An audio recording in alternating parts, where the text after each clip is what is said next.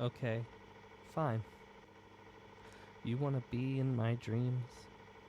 You want me to see you every time I close my eyes? You want to see me trembling in fear? Then how about I give you a real statement? Statement of Owen Kinder regarding his life, his death, and the Archivist. I was born in a small town in Missouri. The details don't exactly matter. All that's important was that I had a home, I was happy, and I was loved. It didn't stop me from having curious interest for a boy my age. The occult, the supernatural, a certain podcast,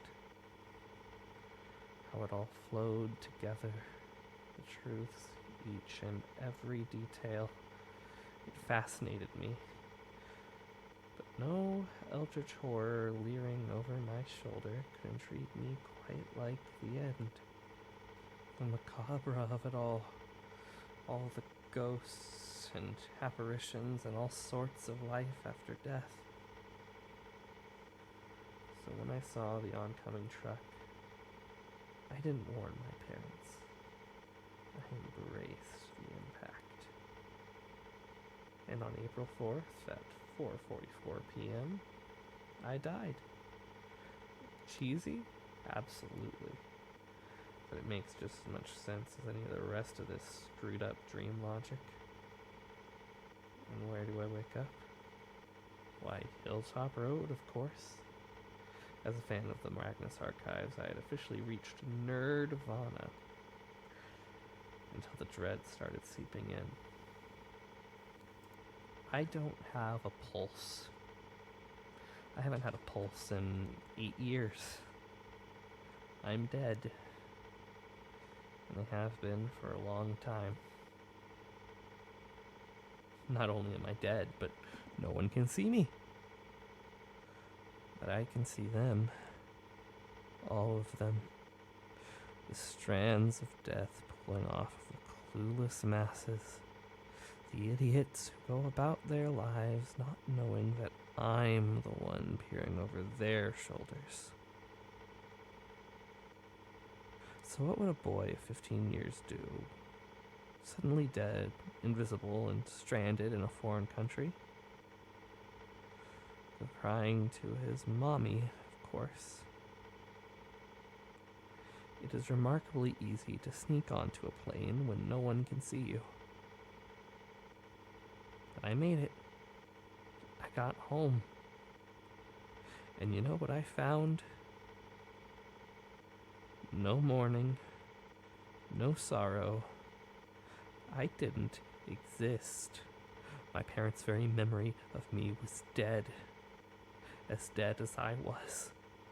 I didn't ever exist. Do you know what that does to someone? Not to mention the hunger. Yes, Edwin, I get hungry too. But the thrill, the rush of following someone, bleeding those dark, sickly lines, following them like a shadow until BAM! Heart attack. Oh, it was delicious. It was exhilarating. It was inhuman. I'm not proud of myself, of the people I've seen die. I once followed such a large tangle of threads to a mall, knowing in my heart what I was about to feed on. And, well, I imagine most wouldn't have the stomach to see the scale of death I witnessed that day. So that's how I spent 8 years, drifting from place to place, apathy the only real emotion I could feel, other than curiosity.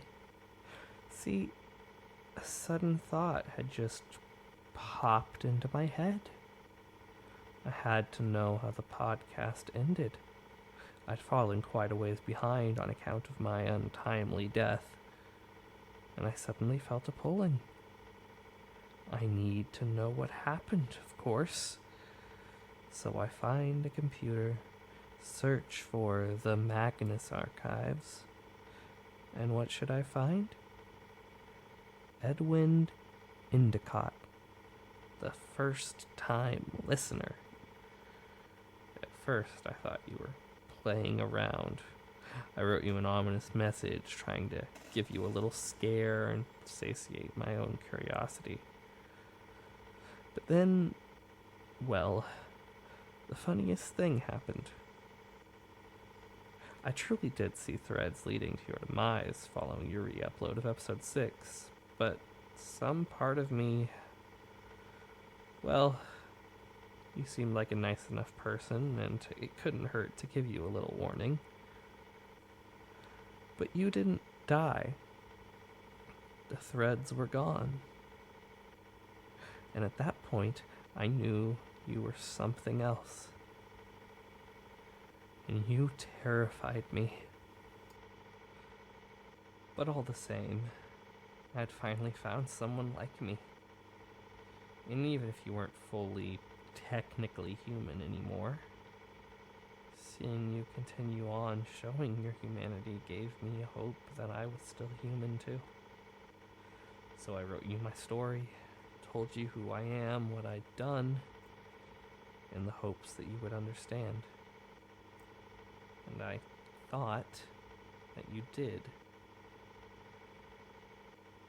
Your recent actions tell me I was wrong. I poured my heart out to you, spilled my life at your feet, confided in you my truly deepest fear that even the memories I have of myself would someday die. And you gave me words of comfort, offered your help, said that maybe as the Archivist you could preserve my memories. And I believed you. Foolishly. Why do I keep saying small town Missouri? Why haven't I described my parents in any detail other than just being the people who stuck me on this planet? Why haven't I mentioned any other family? I can't remember them. I don't know where I come from. I don't know who I come from. And I think it's your fault. Your stupid mimicking, knowing whatever else Archivist powers have made my worst fear come true. And the worst part? I can't even bring myself to hate you for it. Not only did you break my trust by behaving like the monster that I pleaded with you not to be, but I'm also certain you're the reason my memory is dying. Why can't I hate you? I try to summon any anger, and all I get is fear. Fear of you. Fear of the idea that someday I'll just be a shambling ghost staring at dying people with only a sense of hunger. And fear of, well, what's worse than a monster? The one that pulls its strings. Edwin. No. Archivist. I hope you enjoy feasting on my fear of you. I hope you get some satisfaction every time you see me in your dreams and pluck another memory from my head. Because then maybe one of us is actually getting something out of this. This is my story. My full truth. If this isn't worthy of getting myself the full dream treatment, then I don't know what is. Oh, and as for little Miss Webb, Ash, stay out of my head. I can't prove that you're the one who pushed me here, but I don't want to lose what little autonomy I have left. I'll keep watching, of course. It's my life on the line, too. You and all of your friends are the only ones you're hurting. Personally, I hope to see the real threat of your death someday soon. At least then one nightmare will be over. Statement ends.